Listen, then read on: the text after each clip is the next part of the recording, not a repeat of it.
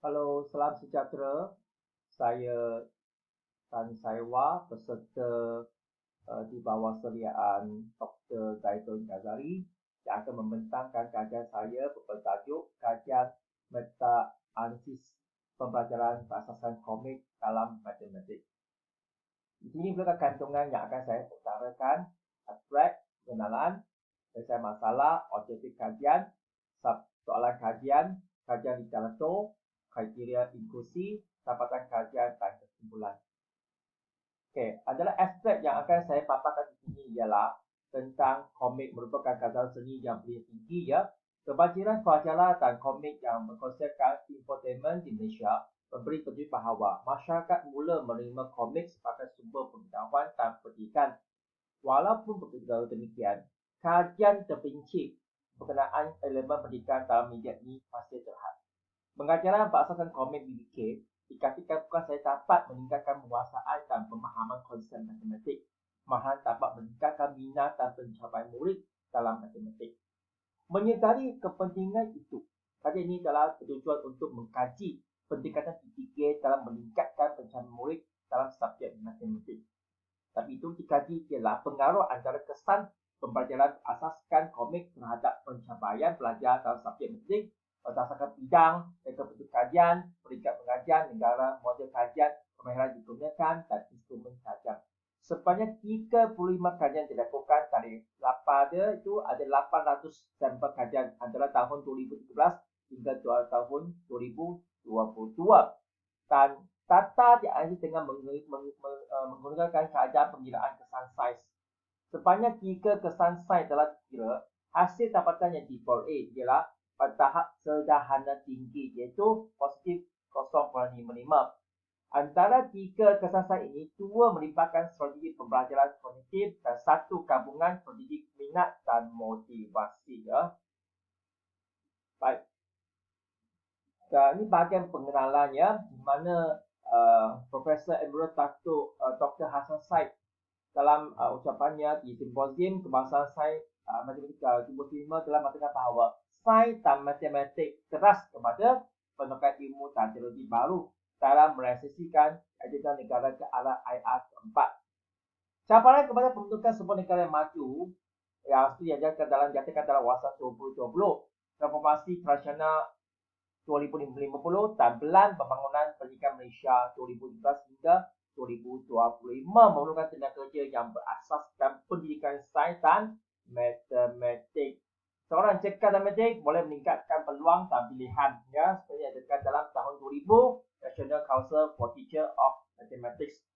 Menyadari hal tersebut, pendidikan matematik mestilah berupaya mendidik belajar memperkembangkan pemikiran matematik, analisis sistematik dan kritis ya, dan juga kemahiran penyelesaian masalah. Dan sikit pentingnya perkembangan kita menggunakan strategi yang terbaru ya, yang dapat meningkatkan kemahiran berfikir murid kita. Ini ASIS ya, pada tahun 1996 telah menyatakan bahawa kurikulum ini masih berkaitan berteknik pelajaran yang lama, ya, seperti tahun 60-an dan 70-an. Ya, sebagian besar pencegahan guru masyarakat masih berbentuk syarahan. Ya, dan juga Johnson menekankan bahawa sebab kita mesti mengubah paradigma lama pendidikan di kolej, iaitu memintakan pengetahuan kepada pelajar. Banyak kajian dilakukan ya, pentingnya menggunakan penggunaan pembelajaran berasaskan komik yang dapat menyumbang kepada peningkatan kognitif, minat dan pencapaian pelajar. Contohnya Bro Natasha E. Shalom bersama kawannya 2021 dan juga J.M.O. Bedion Teaching on Argument 2021 dia mengatakan bahawa PPK dapat meningkatkan kognitif minat dan pencapaian belajar. Saya membuat kajian ini ada 3 perkara ya. Pertama, masalah ya, murid kita bosan ataupun kita suka dalam matematik. Kedua, murid-murid kita menunjukkan pencapaian yang lemah dalam matematik, di mana kita katakan dalam PISA dan TIMSS ya. Dan pendekatan ataupun teknik yang digunakan yang dikatakan kurang memelangsangkan pemikiran dan kebaikan murid berfikir. Objektif kajian saya ini ialah mengkaji pola kajian berkenaan pendekatan PPK dalam mata pelajaran matematik pada peringkat sekolah. Ada dua soalan ya. Pertama, apakah metodologi yang digunakan dalam semua kajian? Kedua, apakah persamaan dan perbezaan intisipasi serta dapatan bagi semua kajian tersebut? Ya, ini ya bahagian kajian dijantung ya, di mana Schumann pada tahun 1985 menerangkan bahawa untuk berjaya dalam penyelesaian masalah matematik, seseorang itu harus mempunyai strategi pengawalan, iaitu aspek metakognisis. Laporan Jemaah Nazim Persekutuan pada tahun 1992 telah menyatakan bahawa kebanyakan pelajar murid sekolah menengah memiliki sikap yang negatif terhadap subjek matematik. Okey. Kajian inklusi ya, di mana terdapat sebanyak satu kajian ya yang mengikut kajian inklusi. Pertama, banyak menggunakan kerangka bentuk kajian eksperimen. Kedua, kajian ini menggunakan pembelajaran berasaskan komik dan intervensi pengajaran kelas tradisional. Ketiga, kajian ini melibatkan data sendiri dari tahun 2013 hingga tahun 2022. Lokasi banyak kajian dijalankan di sekolah rendah dan sekolah menengah, tapi hanya satu kajian yang dijalankan di sekolah tingkat.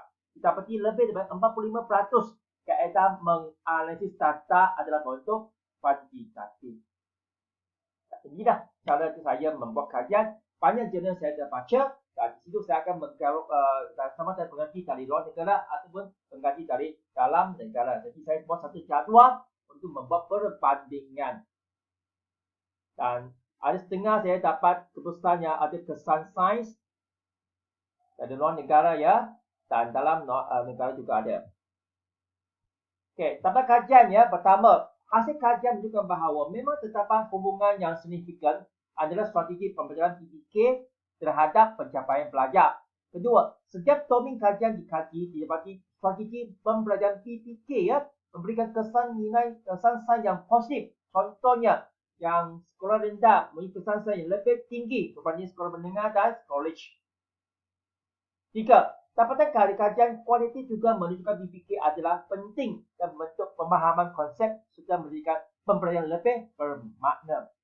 20 kajian dikelarkan dalam konstruk aktiviti PPK dan selebihnya di dalam konstruk PPK sains, bahasa Inggeris, bahasa Melayu, penulisan, kemahiran penulisan dan sejarah. So di sini dapat kita lihat bahawa kalau ikut matematik di mana subjek matematik meliputi 29%.